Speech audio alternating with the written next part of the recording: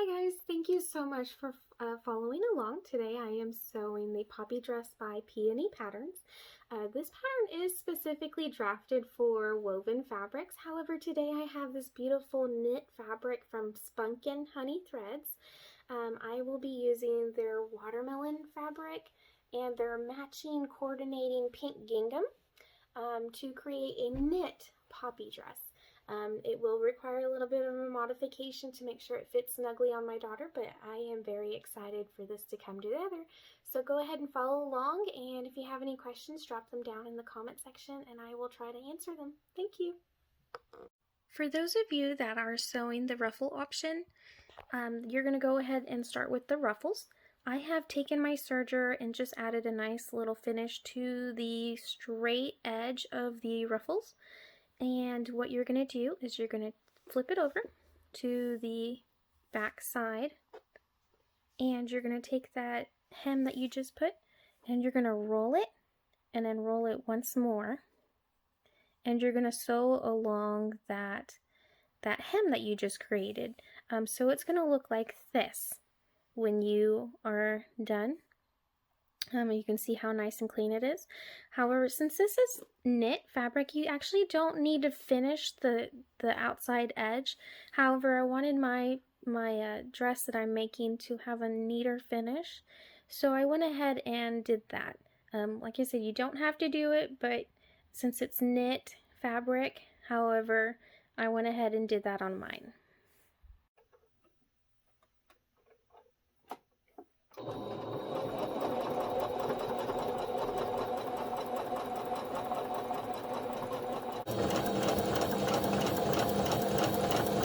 Now what I'm going to go ahead and do is add a gathering stitch on the curved side edge of the ruffles.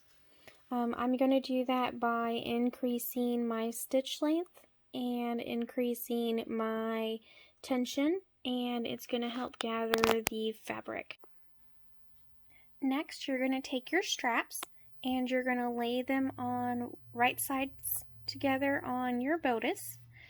The pointy edge of the strap is going to be pointing inward. If you can see on both sides, I've got that already done. I've pinned them in place, so now I'm going to go ahead and sew my seam allowance on both of these shoulder straps. I'm going to do the same thing for the lining. This is my main fabric, and once I get that completed, I'm going to go ahead and add the ruffles. After gathering your ruffle, you go ahead and where you have a little mark on your pattern piece, you make sure that the mark is on your ruffle as well. So line up the seam with the mark that you made on your ruffle and go ahead and pin it and gather it to the size that you need. I have this side already sewn down. I just kind of did a quick little basting stitch on there so it won't move when I'm doing the next part. So I'm going to go ahead and put another basting stitch on this side that is ready to be sewn. Now we're going to go ahead and take our side panel main, just one of them.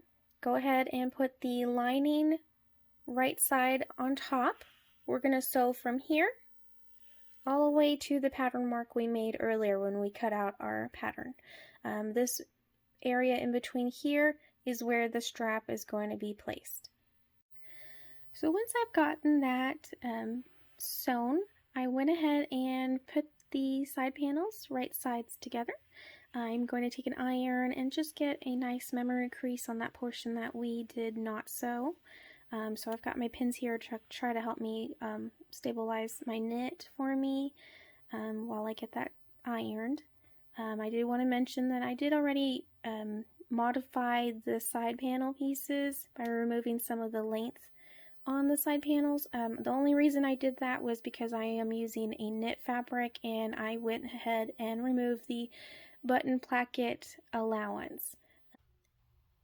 Now you want to lay your side panels on top of the bodice front main, the one that we have the ruffles attached to, and we are going to line them up from the bottom and then start pinning them here. on each side. So I've got one here and I've got the other one pinned right here. And I'm just going to go ahead and do a basting stitch because I just don't want it to be moving around while I'm sewing the lining of the bodice on. So I'm just going to do a little quick stitch right here and a little quick stitch right here, and then I'm going to lay the bodice lining on top of this and sew from this corner and this all the way up here, and then along the neckline as well. You do want to make sure you pay special attention to the ruffle. You want to move it out of the way when you start working on the neckline. Now what you're going to do is you're going to take your strap and you are going to open up your side panel and you're going to work from it from inside out. So you're going to kind of unfold it, the side panel, and then you're going to stick the strap in between those two markings that you made when you were cutting out your pattern, and you're just going to pin it in place.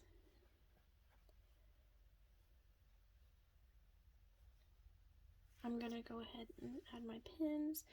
The raw edges of the strap are lined up with the raw edges of the panel down here.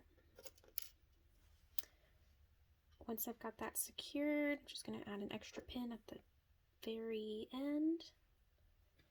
And I'm just going to go ahead and add some stitches right here all the way to the end. I do add a few extra stitches here just to secure the strap a little more, just because my daughter can be a little rough with her clothing. She lives in it. As you can see right here, I've already stitched this side closed. So this is what it's going to look like when you are done stitching that.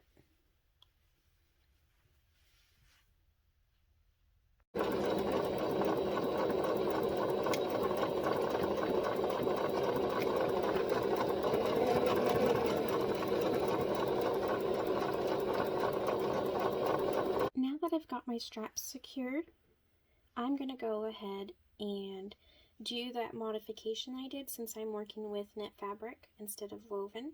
I'm not going to do the button placket because I'm not following the directions of the pattern, just simply because I chose a different type of fabric base. So what I'm going to do for my knit fabric is I'm going to open up the side panels and I'm going to do right sides together. So I'm going to line it up right at the seam.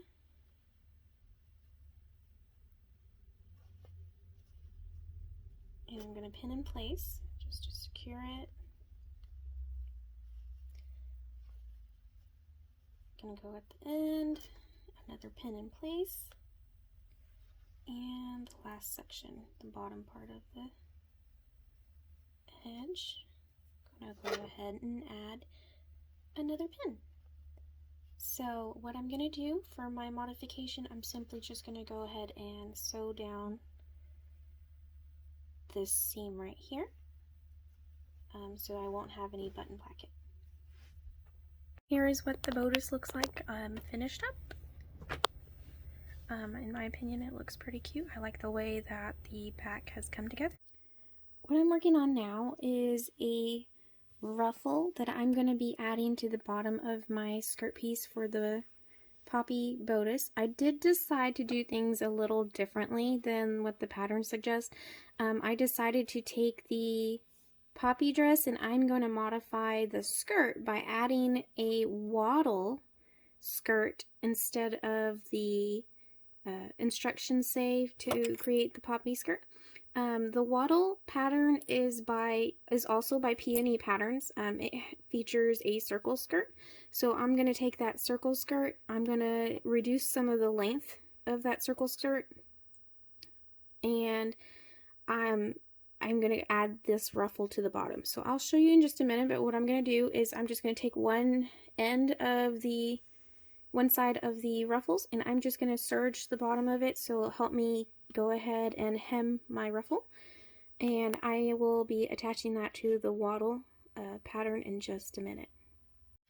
So what I'm doing with the ruffle, after I have already serged the ends, I'm just going to flip it over, kind of like what we did with the flutters on that poppy, And then I'm going to flip it over one more time. I'm going to take my sewing machine and I'm just going to sew down this part.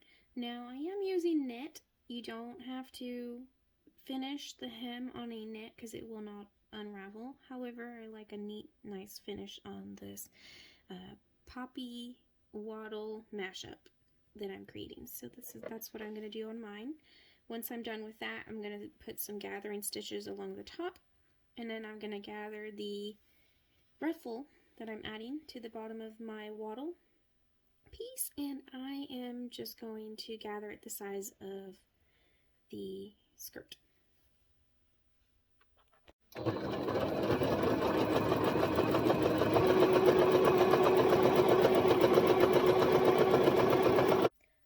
So what I've decided to do for the skirt part of my poppy dress is I decided to take the wattle dress skirt from Peony Patterns, and I've decided to remove some of the length on the bottom of that circle skirt, and I am going to add that to the bottom of the knit poppy that I am working with.